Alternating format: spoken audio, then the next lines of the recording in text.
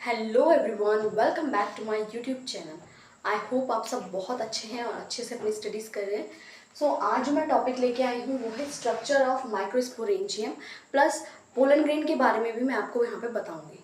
ठीक है, यहाँ पे आप ये जो डायग्राम देख रहे हैं ये इसमें जो हम माइक्रोस्पोरेंजियम है उसके बारे में पढ़ने वाले हैं। एक्चुअल में ये जो डायग्राम है ये डायग्राम है यंग एंथर का। ये एक यंग एंथर का डायग्राम है जिसमें माइक्रोस्पोरेंजियम है। मैंने जब आपको पढ़ाया था एंथर के बारे में तो आई होप आपको आता हो या आपने वो वीडियो देख ली हो। अगर नहीं देखी है मैं डिस्क्रिप्शन में आपके साथ जो है लिंक शेयर कर दूंगी। तो मैंने उसमें आपको माइक्रोस्पोरेंजियम बताया था कि हर एक एंथर में जो है 4 जो है माइक्रोस्पोरेंजियम होते हैं। ठीक है, 4 माइक्रोस्पोरेंजियम होते हैं, टेट्राड बनता है क्योंकि इसका।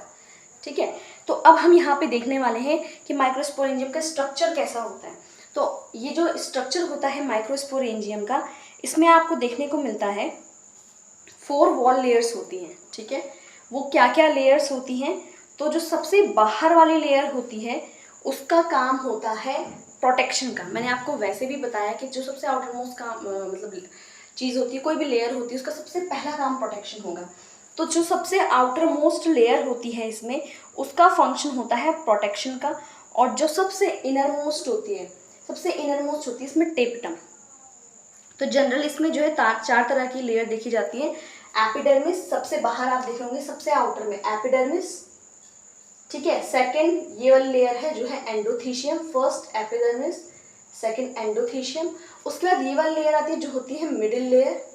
एंड देन सबसे अंदर जो ये आपको ये दिख रही है ये है टेपिटम। तो 4 वॉल लेयर्स आपको देखने को मिलती है।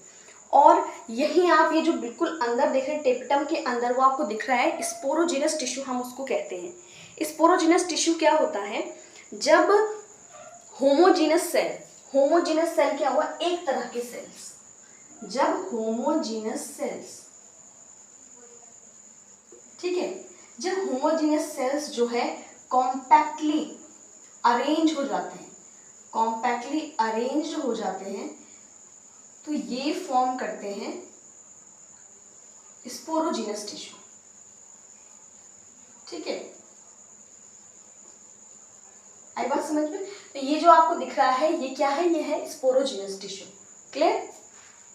ठीक है, अब आगे बढ़ते हैं कि होता क्या है इसमें, किस तरह से जो माइक्रोस्पोरोजेनेसिस है वो देखने को मिलता है। यहाँ पे माइक्रोस्पोरेंजियम तो ये बन गए हैं, कैसे स्पोरोजेनेसिस यहाँ पे देखने को मिलता है। तो जैसे जैसे एंथर डेवलप होने लगता है, ये स्ट्रक्चर है एंथर का, ये यंग एंथर है अभी। ठीक है, यंग एंथर। तो जैसे जैसे एंथर जो है डेवलप होने लगता है तो यहाँ पे क्या होता है, जो ये स्पोरोजीनस टिश्यू है, ये स्पोरोजीनस टिश्यू में मियोटिक डिवीजन होता है। क्या होता है? स्पोरोजीनस टिश्यू में देखने को मिलेगा आपको मियोटिक डिवीजन या मियोसिस भी बोल सकते हैं। ठीक है, तो मियोटिक डिवीजन इसमें देखने को मिलता है आपको माइक्रोस्पोरोजिनस टिश्यू में। हैंस ये क्या कर देते हैं? माइक्रोस्पोर टेट्राड का फॉर्मेशन कर देते हैं। क्या बना देते हैं? जब माइक्रोस्पोरोजिनस टिश्यू में मियोटिक डिवीजन होता है तो ये बना देते हैं माइक्रोस्पोर टेट्राड। क्लियर? तो टेट्राड का फॉर्मेशन यहाँ पे हो जाता है। अब जो ये टेट्राड होता है ये कैसा होता है? डिप्लॉइड होता है या हैप्लॉइड होता है? तो ये हैप्लॉइड होते हैं। ठीक है, ये हैप्लॉइड होते हैं।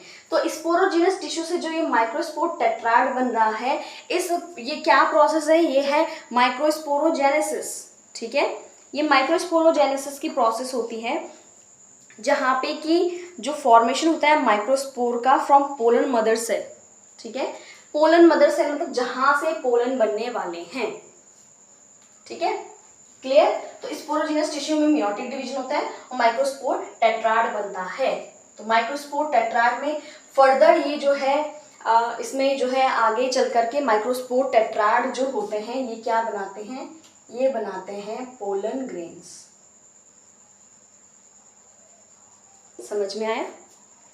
आई होप आपको इतना क्लियर हो गया हो कि माइक्रोस्पोरोजेनेसिस क्या होता है। माइक्रोस्पोरोजेनेसिस एक प्रोसेस है जिसमें कि माइक्रोस्पोर्स बनते हैं, माइक्रोस्पोर बनते हैं और माइक्रोस्पोर बनते हैं फ्रॉम पोलन मदर सेल, ठीक है, माइक्रोस्पोर बनते हैं from pollen mother cell. Pollen mother cell से जब माइक्रोस्पोर बने उसी को हम क्या कहते हैं, इस प्रोसेस को हम क्या कहते हैं, माइक्रोस्पोरोजेनेसिस। क्लियर, आई बात समझ में, ठीक है। और फिर माइक्रोस्पोर, इसमें आगे फर्दर डेवलपमेंट होता है और माइक्रोस्पोर टेट्राइड से जो है पोलन ग्रेन्स का फॉर्मेशन होता है।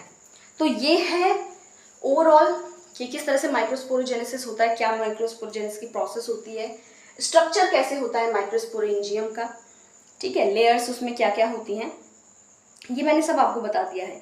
तो पोलन ग्रेन्स कैसे बनता है, इसी माइक्रोस्पोर टेट्राइड से बनता है। होता क्या है, अभी ये माइक्रोस्पोर कहाँ बने, एंथर में बने, तो एंथर जब डिहाइड्रेट हो जाता है, मैच्योर होने पे एंथर क्या होगा, डिहाइड्रेट हो जाएगा, और हैंस ये क्या हो जाता है, इसमें से जितने भी माइक्रो स्पोर हैं, ये माइक्रोस्पोर क्या करते हैं, डेवलप हो जाते हैं इनटू पोलन ग्रेन्स। ठीक है, क्लियर है सबको? आई होप इतना आपको क्लियर हुआ क्या क्या मैंने बताया आपको। वॉल क्या क्या होती है, epidermis, endothecium, middle layer and tapetum, ये 4 वॉल्स होती हैं एक माइक्रोस्पोरेंजियम की। ठीक है, अब जो माइक्रोस्पोरेंजियम होती है उसमें जब बहुत सारे होमोजीनियस सेल्स जो होते हैं कॉम्पैक्टली अरेंज होते हैं, ये फॉर्म करते हैं स्पोरोजीनस टिश्यू। ठीक है, हर एक स्पोरोजीनस टिश्यू के पास कैपेबिलिटी होती है कि वो माइक्रोस्पोर टेट्राड बना सके। तो ये जो प्रोसेस है पोलन मदर सेल से माइक्रोस्पोर बनाने की, इसको कहते हैं माइक्रोस्पोरोजेनेसिस। ठीक, और जब एंथर जो है मैच्योर हो जाता है, तो मैच्योर होने पे ये जो एंथर होता है डिहाइड्रेट होता है और माइक्रोस्पोर किसमें डेवलप हो जाते हैं, पोलन ग्रेन्स में। ठीक, और इस तरह से पोलन ग्रेन का फॉर्मेशन हो जाता है। ठीक है, अब हम इसमें आगे पढ़ेंगे पोलन ग्रेन्स के बारे में कि पोलन ग्रेन का क्या स्ट्रक्चर होता है। तो अब हम यहाँ पे पढ़ते हैं पोलन ग्रेन के बारे में। तो पोलन ग्रेन, ये आप देख रहे हो कि पोलन ग्रेन का डायग्राम है।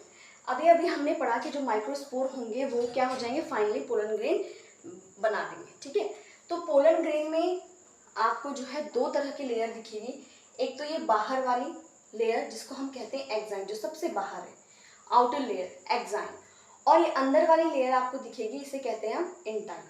ठीक है, 2 तरह की लेयर यहाँ पे देखने को मिलती है। और अगर हम सेल की बात करें कि जो पोलन ग्रेन होता है 2 तरह के सेल से बनता है। पहला तो हो गया वेजिटेटिव सेल और दूसरा हो गया जेनरेटिव सेल। क्लियर है इतना? तो ये जो पोलन ग्रेन है ये है क्या, पहले तो ये रिप्रेजेंट करता है मेल गैमेटोफाइट को। पोलन ग्रेन रिप्रेजेंट करता है मेल गैमेटोफाइट को। ठीक है, और जैसे मैंने बताया कि पोलन ग्रेन की 2 लेयर होती है। ठीक है, पहली लेयर जो है वो होती है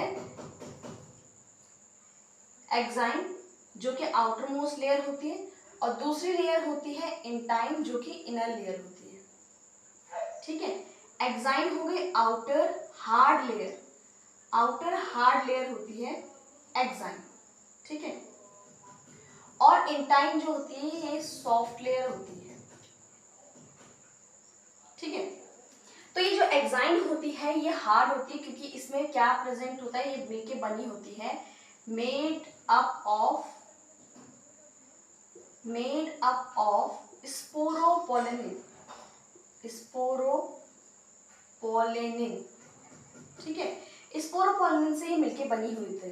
तो स्पोरोपोलेनिन क्या करता है, इसको हाई टेम्परेचर, ठीक है, एसिड्स, एल्कली, इन सब से रेसिस्टेंट करता है। ठीक है, resistant to high temperature acid and alkali. Even जो अभी तक ऐसा कोई भी एंजाइम नोन नहीं है जो डिग्रेड कर सके इसको।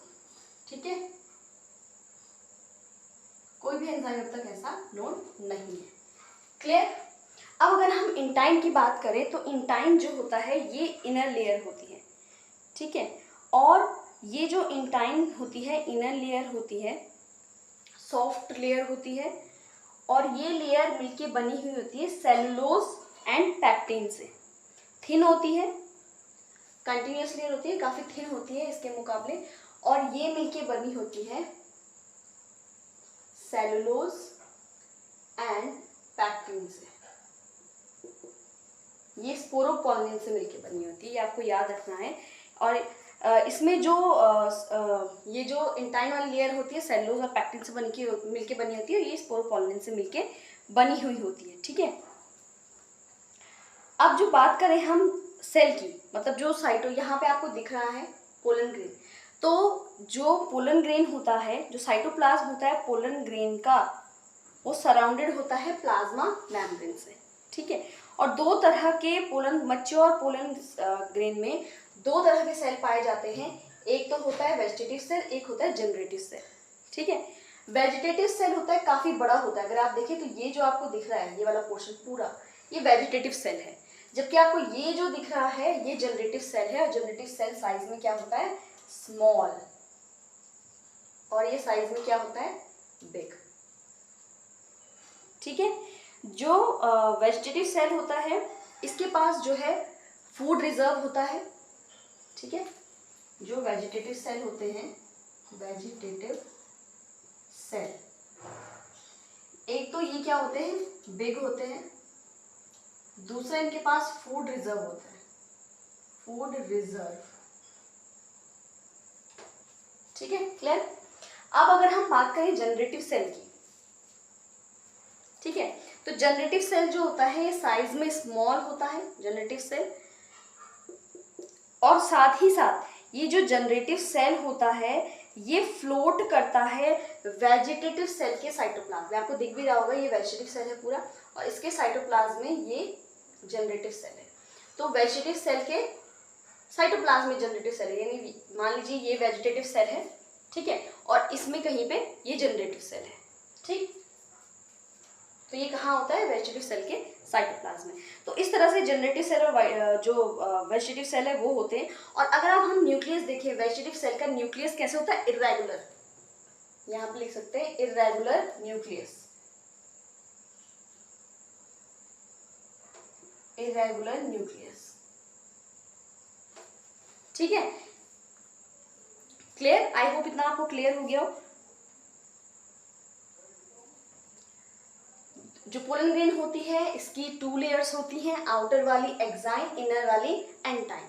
आउटर वाली लेयर जो होती है हार्ड लेयर होती है, और ये स्पोरोपोलिन से मिलके बनी होती है, ठीक है। स्पोरोपोलिन क्या होता है, रेसिस्टेंट होता है हाई टेम्परेचर एसिड या एल्कली के लिए, और अभी तक कोई भी ऐसा एंजाइम नहीं पाया गया जो स्पोरोपोलिन को डिग्रेड कर सके। एंटाइन जो होती है ये सॉफ्ट लेयर होती है, थिन होती है, ठीक है, और सेलुलोज और पैक्टिन से मिलकर के बनी हुई होती है। क्लियर हो गया इतना सबको। अब अगर बात करें हम पोलन ग्रेन की, तो पोलन ग्रेन का जो साइटोप्लाज्म होता है प्लाज्मा मेम्ब्रेन से सराउंड होता है।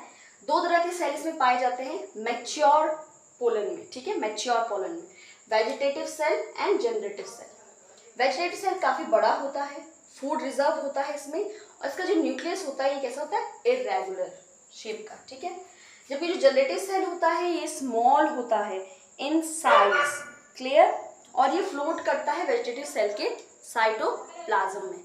आई होप कि आपको समझ में आया हो माइक्रोस्पोरेंजियम क्या होता है, पोलन ग्रेन क्या होते हैं, और क्या इनका स्ट्रक्चर होता है, क्या क्या इनके पार्ट्स होते हैं, एवरीथिंग। अगर आपको वीडियो अच्छी लगी हो तो वीडियो को लाइक कीजिए, ज़्यादा से ज़्यादा शेयर कीजिए, और कोई भी अगर आपको डाउट हो तो आप कमेंट सेक्शन में पूछ सकते हैं। Thank you.